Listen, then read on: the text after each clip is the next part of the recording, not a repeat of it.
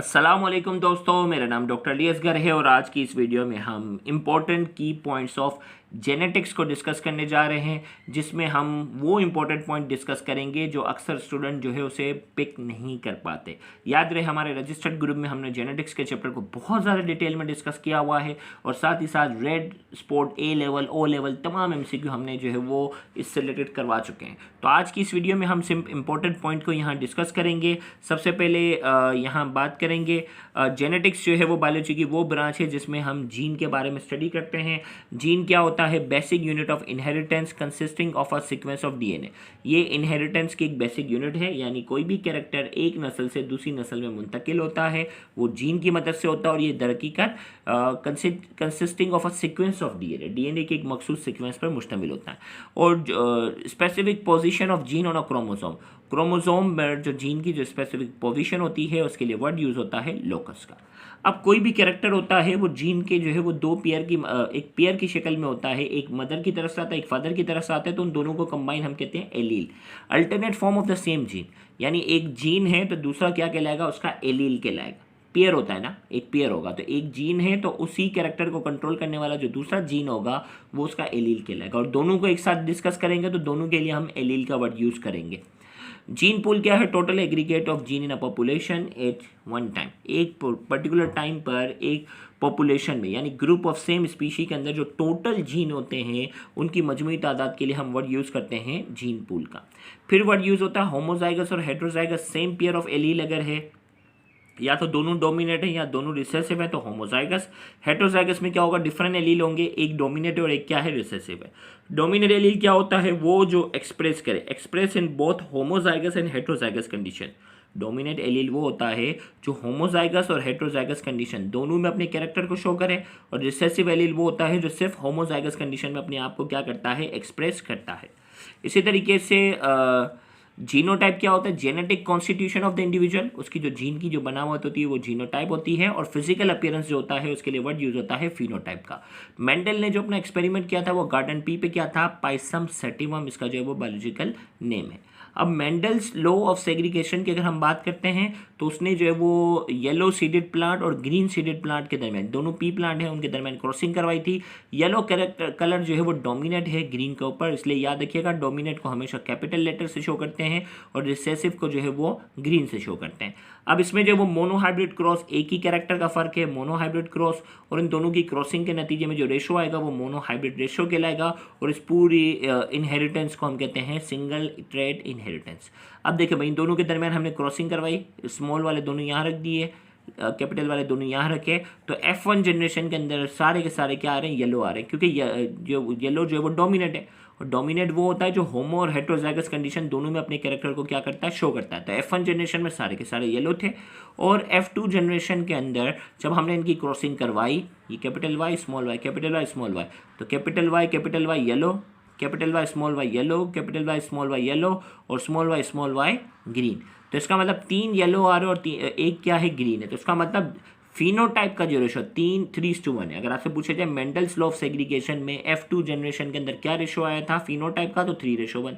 Genotype का ratio क्या आ रहा है? ये एक 1 है, इस जैसे 2 हैं तो 2, और इस जैसा 1 है। तो जीनोटाइप का जो रेशो आ रहा है वो 1:2:1 है, जबकि फिनोटाइप का रेशो जो है वो 3:1 है। फिर इसके बाद जो है वो Mendel's law of independent assortment की बात करेंगे। उसमें दो कैरेक्टर का फर्क है, येलो राउंड और green wrinkle. Yellow colour green के ऊपर डोमिनेट है, और राउंड शेप जो है वो रिंकल के ऊपर क्या है? डोमिनेट है। तो इसीलिए दो कैरेक्टर का फर्क है, इसीलिए इनके दरमियान की क्रॉसिंग को कहते हैं डाई हाइब्रिड क्रॉस। जो रेशो आएगा वो डाई हाइब्रिड रेशो होगा, और ये पूरी इनहेरिटेंस कहलाएगी इनहेरिटेंस ऑफ 2 ट्रेट। अब इसके जो जीन बनते हैं वो क्या है? कैपिटल वाई और कैपिटल आर, ये आ गया। इसी तरीके से इसके जो जीन बनेंगे स्मॉल वाई और स्मॉल आर, ये हो गया। इनके दरमियान क्रॉसिंग जब करवा रहे हैं तो capital Y small Y yellow colour, capital R small R round shape, सारे के सारे एक ही थे, तो सारे के सारे येलो राउंड थे F1 जनरेशन में। F1 जनरेशन के अंदर सब के सब जो हैं वो येलो राउंड आ रहे हैं। फिर इसके बाद जो है वो ये जो येलो राउंड वाले हैं इनकी अगर हम आपस में क्रॉसिंग करवाते हैं तो इसके पॉसिबल जीन क्या है? कैपिटल वाई स्मॉल आर, और इसी तरीके से small Y capital R, small Y small R, ये था सेम, यही जीन इसके होंगे, इनके हम क्रॉसिंग करवाते हैं। उसमें simple Mendel's law of independent assortment में सिंपल ये कहना चाह रहा है कि एक कैरेक्टर का जो जीन होता है वो दूसरे कैरेक्टर के जीन के ऊपर डिपेंडेंट नहीं है। यानी हमारे पास जो है वो ग्रीन रिंकल था और येलो राउंड थे ना, लेकिन इस क्रॉसिंग के नतीजे में हमारे पास येलो रिंकल भी आ रहे हैं और ग्रीन राउंड भी आ रहे हैं। इसका मतलब शेप और कलर का आपस में कोई ताल्लुक नहीं है। शेप का जो जीन है वो अपना आज़ाद है, इंडिपेंडेंट है, और कलर का जीन भी क्या है, इंडिपेंडेंट है, अपनी मर्जी से अपने आप को जो है वो असॉर्ट करते हैं। तो इस पूरी क्रॉसिंग के नतीजे में जो फाइनल रेशो आता है वो 9:3:3:1, yellow round, yellow wrinkle, green round और ग्रीन रिंकल। ये रेशो याद रखिएगा, Mendel's law of independent assortment की F2 जनरेशन का है। फिर इसके बाद पूछा जाता है वो क्रॉसिंग जिसमें हम डोमिनेंट पेरेंट जो होता है उसकी होमोजाइगोसिटी और हेट्रोजाइगोसिटी हम मालूम कर सकते हैं, उस क्रॉस को क्या कहते हैं, तो उसका आंसर होगा टेस्ट क्रॉस। अब टेस्ट क्रॉस में कैसे है, अब भाई देखेंगे बोर्ड से, हम क्या करेंगे, उसमें डोमिनेंट पेरेंट होगा ना, उसको रिसेसिव कैरेक्टर से क्या करेंगे, क्रॉसिंग करवाएंगे। फॉर एग्जांपल टॉल कैरेक्टर जो है वो डोमिनेंट है, उसको हमने डाफ वाले के साथ क्रॉसिंग करवाई। अगर ये होमोजाइगस होगा तो सारे के सारे टॉल आएंगे, और अगर हेट्रोजाइगस होगा तो 50% टॉल आएंगे और 50% क्या आएंगे, डाफ आएंगे। तो उससे हमें पता चल जाएगा कि पेरेंट जो डोमिनेंट कैरेक्टर वाला है वो होमोजाइगस है या हेट्रोजाइगस है।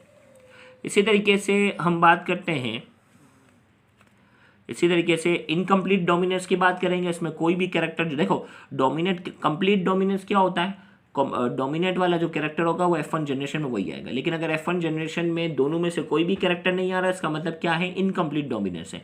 मिसाल के तौर पर 4 o'clock प्लांट की एग्जांपल यहाँ दी गई है, और इसमें जो वो रेड फ्लावर और वाइट फ्लावर के दरमियान क्रॉसिंग करवा रहे हैं, तो F1 जनरेशन के अंदर सारे के सारे पिंक आ रहे हैं, ना रेड आ रहे हैं ना वाइट आ रहे हैं। और F2 जनरेशन में जब इनकी दोबारा क्रॉसिंग करवा रहे हैं तो रेशो आ रहा है 1:2:1, एक रेड, एक पिंक और एक क्या है, वाइट। इसका मतलब ये क्या है, इनकम्प्लीट डोमिनेंस है। अगर कंप्लीट डोमिनेंस होता तो इन दोनों में से कोई एक कैरेक्टर लाजमी होता, लेकिन क्या आ रहा है, कलर जो है वो दोनों का मिक्स आ रहा है, पिंक कलर आ रहा है। इसका मतलब क्या है, इनकम्प्लीट डोमिनेंस है, दोनों में से कोई भी डोमिनेट नहीं है। को डोमिनेंस क्या है, रेड बुल और white cow, short horn cow की बात हो रही है, इन दोनों के दरमियान जो वो क्रॉसिंग करवाते हैं। तो रेड बुल और व्हाइट काउ की जब क्रॉसिंग करवाते हैं तो F1 जनरेशन के अंदर सारे के सारे रॉन कलर आते हैं।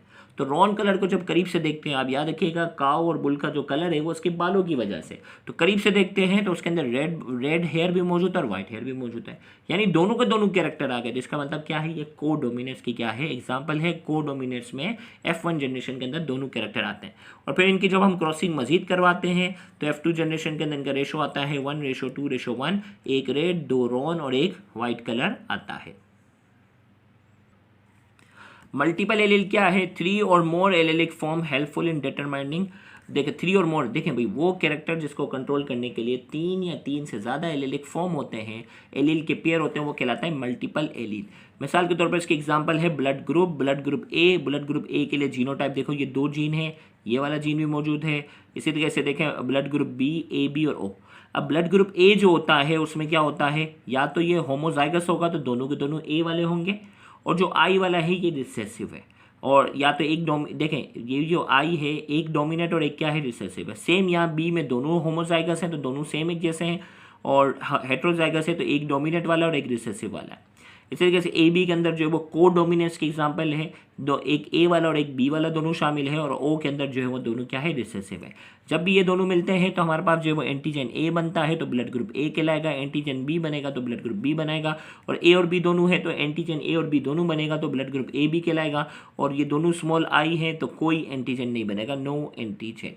अब एंटीबॉडीज़ की अगर हम बात करते हैं, एंटीबॉडीज़ की अगर हम बात करते हैं तो इसमें क्या है, एंटीबॉडीज़ में कि ब्लड ग्रुप ए जिसका होगा उसके अंदर बी के खिलाफ एंटीबॉडीज़ बनती हैं, और जिसका ब्लड ग्रुप बी होगा उसमें ए के खिलाफ एंटीबॉडीज़ होंगी। यानी बी वाला ब्लड ए को ट्रांसफ्यूज़ नहीं हो सकता, ए वाला ब्लड जो है वो बी वाले को ट्रांसफ्यूज़ नहीं हो सकता। इसी तरीके से जो ए बी वाला होगा उसमें ए और बी दोनों के खिलाफ दोनों एंटीजन है, एंटीबॉडीज़ इसके अंदर नहीं है। एंटीबॉडीज़ नहीं है इसका मतलब बी वाला ब्लड भी इसको लग सकता है, ए वाला ब्लड भी लग सकता है, ये क्या कहलाता है, यूनिवर्सल एक्सेप्टर। इसी तरीके से ओ वाले के अंदर एंटीजन नहीं है, ओ वाले के दरमियान एंटीजन नहीं है, लेकिन क्या है, एंटी ए और बी दोनों के खिलाफ एंटीबॉडीज़ बन रही है, लिहाजा ये क्या है, यूनिवर्सल डोनर है। यानी जो है वो ओ वाला ब्लड ए बी को भी लगा सकते हैं, बी को भी लगा सकते हैं और ए को भी लगा सकते हैं, यूनिवर्सल डोनर है। यानी इन शॉर्ट देते वक्त एंटीजन देखना है, लेते वक्त एंटीबॉडीज़ देखनी है। लेते वक्त अगर एंटीबॉडीज़ नहीं है तो सबका ले सकता है, देते वक्त जो है वो क्या है, एंटीजन नहीं है तो सबको दे सकता है। तो इसके पास एंटीजन नहीं है, इसका मतलब ये सबको ब्लड डोनेट कर सकता है, इसके पास एंटीबॉडीज नहीं है, सबका ले सकता। तो ये यूनिवर्सल एक्सेप्टर है। लेकिन इसके साथ एक चीज़ और भी शामिल होनी चाहिए, वो क्या है, ब्लड टाइप। ब्लड टाइप क्या है, पॉजिटिव और नेगेटिव की बात करेंगे, जिसे रेसस फैक्टर कहते हैं। अब इसमें जो वो ब्लड टाइप में पॉजिटिव और नेगेटिव, अब यहाँ जो है वो आर एंटीजन जीनोटाइप इसके दो हैं, या तो दोनों होमोजाइगस हैं या क्या है, हेट्रोजाइगस है। और अगर दोनों रिसेसिव वाले हैं तो ब्लड टाइप नेगेटिव है। आर एंटीजन बनना है तो पॉजिटिव है, और आर एंटीजन नहीं बनना तो नेगेटिव है। जिसके अंदर आर एंटीजन बन रहा है उसमें आर के खिलाफ कोई एंटीबॉडीज नहीं बनती, लेकिन जिसका ब्लड ग्रुप नेगेटिव होता है उसमें आर के खिलाफ एंटीबॉडीज बनती हैं। तो मैंने आपको क्या कहा, देते वक्त जो है वो एंटीजन देखना है, लेते वक्त जो है वो एंटीबॉडीज देखनी है। तो इसमें एंटीबॉडीज नहीं है, इसमें एंटीजन नहीं है, तो इसका मतलब एंटीजन जिसके अंदर नहीं है तो क्या होगा, नेगेटिव वाला पॉजिटिव को दे सकता है, नेगेटिव वाला पॉजिटिव को ब्लड डोनेट कर सकता है, जबकि पॉजिटिव वाला नेगेटिव को नहीं दे सकता। इसका मतलब ए नेगेटिव ए पॉजिटिव को ब्लड दे सकता है, बी नेगेटिव बी पॉजिटिव को दे सकता है, A B negative A B positive को दे सकता है, और ओ नेगेटिव जो है वो ओ पॉजिटिव को दे सकता है, लेकिन पॉजिटिव वाला नेगेटिव को नहीं दे सकता। तो सही मानों में यूनिवर्सल एक्सेप्टर क्या हुआ, ए बी पॉजिटिव, और सही मानों में यूनिवर्सल डोनर क्या हुआ, O negative. O negative universal donor होता है, और ए बी पॉजिटिव क्या होता है, यूनिवर्सल एक्सेप्टर होता है। फिर यहाँ एक डिजीज़ की अगर हम बात करते हैं, अगर मदर का ब्लड ग्रुप नेगेटिव है और फादर का ब्लड ग्रुप पॉजिटिव है, तो इनका नया आने वाला जो बच्चा होता है, फीटस होता है, उसका ब्लड ग्रुप होता है पॉजिटिव। और फीटस का ब्लड ग्रुप पॉजिटिव है और माँ का ग्रुप जो है वो नेगेटिव है। तो नेगेटिव का मतलब क्या है, उसके अंदर आर के खिलाफ एंटीबॉडीज़ हैं, तो वो ब्लड सर्कुलेशन से निकल कर कहाँ चले जाती हैं, बच्चे की सर्कुलेशन में जो वो एंटीबॉडीज़ जाती हैं, जिसकी वजह से एक डिजीज़ होती है जिसका नाम है इरिथ्रोब्लास्टोसिस फीटलिस। क्या कहते हैं इसे, इरिथ्रोब्लास्टोसिस फीटलिस, जिसमें पैदा होने वाला बच्चा जो होता है वो सीवियरली एनीमिक होता है। फिर इसके बाद प्लियोट्रोपी की बात करेंगे, multiple affect of a single gene. एक सिंगल जीन है जिसका अफेक्ट मल्टीपल है, तो वो प्लियोट्रोपी कहलाता है। एग्जाम्पल है, केट के अंदर वो जीन जो व्हाइट फर बनाता है वही इसकी क्या करता है, ब्लू आइज को भी बनाता है। पॉलीजेनिक इनहेरिटेंस की बात करेंगे, वो कैरेक्टर जिसको कंट्रोल करने के लिए दो या दो से ज़्यादा पेयर जो है मौजूद होते हैं, मिलकर वो कैरेक्टर दो या दो से ज़्यादा डिफरेंट पेयर होते हैं, वो मिलकर उसको कंट्रोल करते हैं, वो पॉलीजेनिक इनहेरिटेंस कहलाता है। जैसा कि इंसानों के अंदर स्किन कलर, हाइट और इंटेलिजेंस, पौधों के अंदर नंबर ऑफ फ्लावर्स, फ्रूट और सीड्स, और जानवरों के अंदर क्वांटिटी ऑफ मिल्क, मीट और एग, ये जो वो पॉलीजेनिक इनहेरिटेंस की एग्जांपल है। फिर सेक्स लिंक इनहेरिटेंस की बात करेंगे, जिसमें जो कैरेक्टर होगा वो सेक्स क्रोमोसोम से रिलेटेड होगा, जिसकी दो एग्जांपल है, हीमोफीलिया, जिसमें इंसान जो होता है उसका खून जो है वो पैदाइशी तौर पर सही से नहीं जमता, और कलर ब्लाइंडनेस में क्या है, रेड और ग्रीन को वो डिफ्रेंशिएट नहीं कर पा रहा होता, वो कलर ब्लाइंडनेस है। अब इनका जो जीन है, हीमोफीलिया की बात करेंगे, इसमें देखें सेक्स लिंक इनहेरिटेंस में क्या है, एक्स वाई, वाई के पास ये जीन मौजूद नहीं होता, सिर्फ एक्स के पास है। तो मेल में क्या है, मेल में या तो नॉर्मल होगा या क्या होगा, हीमोफिलिक होगा। हीमोफिलिक में क्या है भाई, मेल के अंदर जो या तो नॉर्मल है, ये कैपिटल एच जो है वो नॉर्मल को शो कर रहा है, और स्मॉल एच जो है वो अफेक्टेड को शो कर रहा है, या तो मेल नॉर्मल होगा या अफेक्टेड होगा। जबकि फीमेल में नॉर्मल भी होगी या कैरियर होगा। कैरियर में क्या होगा, उसको कोई सिम्टम नहीं होंगे, लेकिन उसकी नई आने वाली नस्ल को क्या होगा, खतरा होगा, क्योंकि एक नॉर्मल और एक क्या है, एबनॉर्मल है। लेकिन दोनों के दोनों अफेक्टेड होंगे, दोनों के दोनों क्या होंगे, अफेक्टेड होंगे, तो हीमोफिलिक होगी। सेम यही चीज़ कलर ब्लाइंडनेस में, या तो मेल नॉर्मल होगा या अफेक्टेड होगा, फीमेल नॉर्मल होगी, कैरियर होगी, और क्या होगी, अफेक्टेड होगी। तो इसकी डिफरेंट तरह की क्रॉसिंग जो है वो अलग अलग सिनारियो में जो है वो डिस्कस की गई हैं, तो वो रजिस्टर्ड ग्रुप में बहुत ज़्यादा डिटेल में हमने करवाया हुआ है, तो यहाँ जाकर ये की पॉइंट्स मुकम्मल होते हैं। थैंक यू वेरी मच, अल्लाह हाफिज़।